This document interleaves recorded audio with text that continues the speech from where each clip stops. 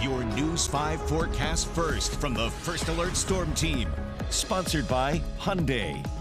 All right, good evening. So far, so good on the Gulf Coast. Right now, just a few clouds over downtown Mobile. Our camera from the Roof Doctors. Moving ahead to tomorrow morning, lower humidity, 64 degrees.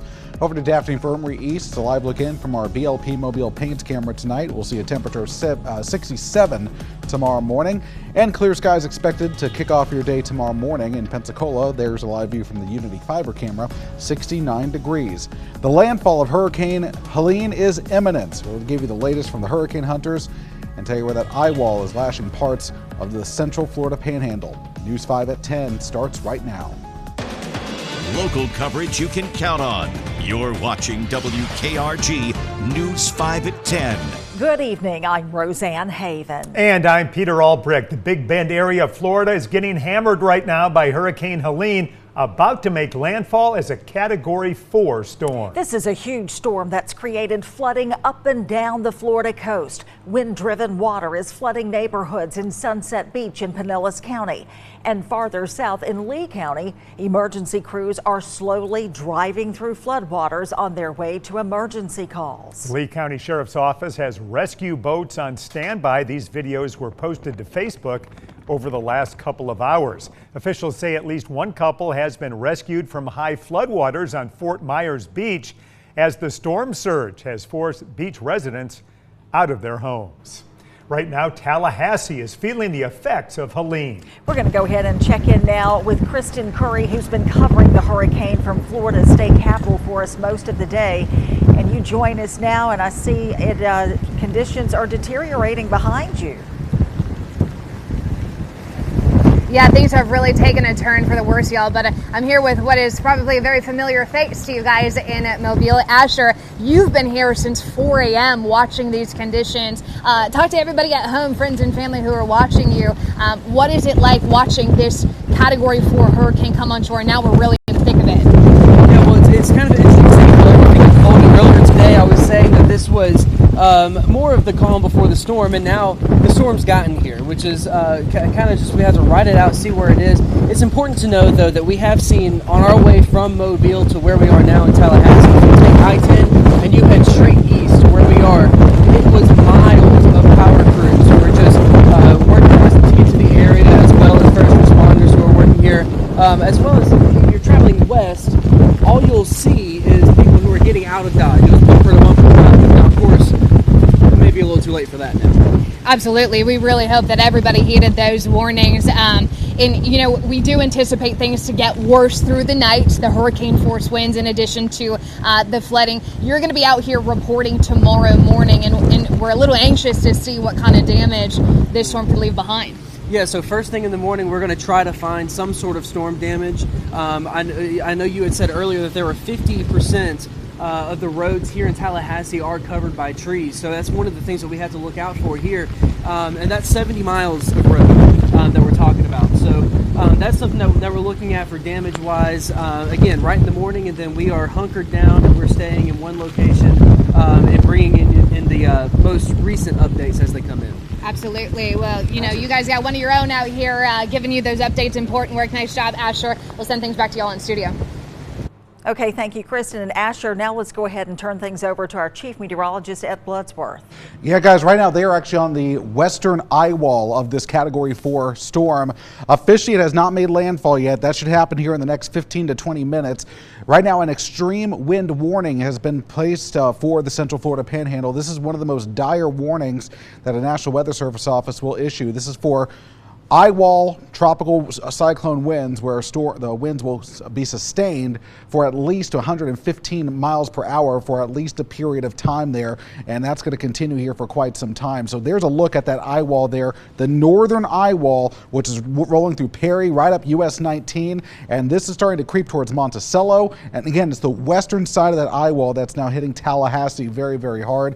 They're going to be stuck in those similar conditions for, I would say, at least another 2 hours as this system continues to move inland. We can see some of those gusts here in that bright shade of green. We're detecting winds gusting right now close to 120 to 140 there within that northern eye wall. So right now, again, sustained winds of 140 as this is a Category 4 landfall. Large storm still spawning tornadoes, and even the central Florida peninsula right now dealing with record flooding in and up the west coast, including the Tampa Bay area. So where does Helene go from here? It's going to race inland, going to spread all of its hurricane wind perhaps as far north as Atlanta before it starts to bring out some heavy rain, maybe 20 inches of rain developing across parts of the across the Blue Ridge, I should say, the Blue Ridge Mountains, the upstate of South Carolina.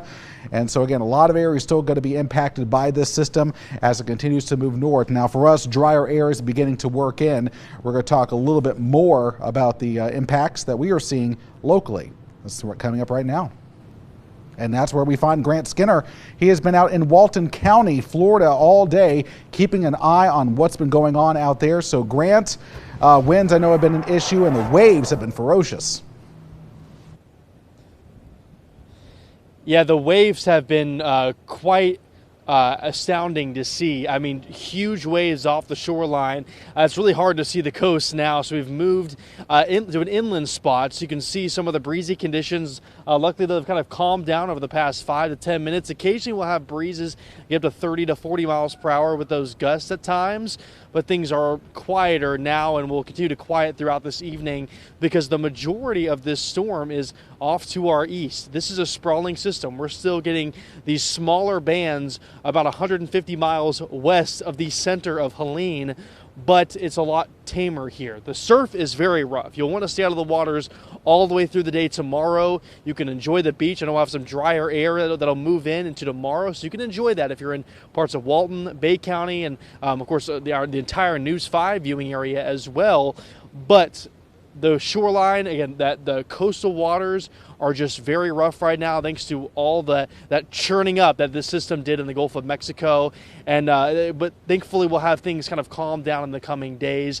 Luckily here, not seeing the worst of the impacts, just some breezy conditions and some off and on showers throughout the course of this evening. Reporting live from Walton County, I'm meteorologist Grant Skinner, WKRG News 5. All right, thanks, Grant. Closer to home, strong winds are picking up on Okaloosa Island. WKRG News 5's Darius McCormick is live there tonight. Darius, how's it looking? We're starting to see a little rain here in Okaloosa Island, but other than that, not much has changed. The wind continues to intensify and the waves continue to crash, getting sometimes several feet in the air. Now, we spoke to some beachgoers about why they're not afraid to brave the impacts of Hurricane Helene in this area. You're not going to find a stronger building than these condos on the beach. So, and with the track of the storm, we figured it was going to be all right. Fort Walton Beach isn't like, in the prominent path. So all we're getting really today was sprinkles, rain, stuff like that, which that don't stop the party. Most of the beachgoers have now left Okaloosa Island as the conditions continue to intensify here. In Okaloosa County, I'm Darius McCormick, WKRG News 5. Thank you, Darius. Now we're going to go a little farther west and check in to see how things are on Pensacola Beach.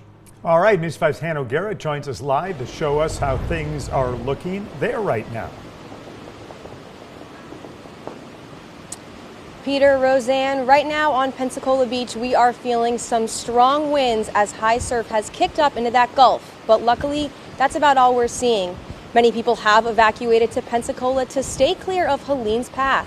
Earlier tonight, we spoke to some folks from Tallahassee who are unsure what they'll find once they return home. I live in a mobile home, so it was a mandatory evacuation for Leon County, and I don't know if there's going to be anything there when I get back. We are hoping for the best for folks who may have been impacted by Helene. Live on Pensacola Beach, Hannah O'Gara, WKRG News 5. We have seen thousands of cars coming through our area today from Central Florida and the Big Bend area as people flee Hurricane Helene. People heading west and north to get out of the storm's path. Lucas Barber and his family passed through Troy, Alabama this afternoon. They're from Bristol, Florida, about a half hour west of Tallahassee. They lost their home in Hurricane Michael in 2018, so Lucas says leaving for Helene was a no-brainer. You can never be too careful. You know, they predict all these things, but it can change. Just like Michael, it strengthened overnight. You know, we didn't think it was going to be anything serious, and then woke up and it was a high category 4. So it's, you know, even if you don't think it's going to be that serious, I would recommend leaving. Barber says they left Bristol, Florida about 8 o'clock this morning and were planning to drive even farther north than Troy to avoid Helene.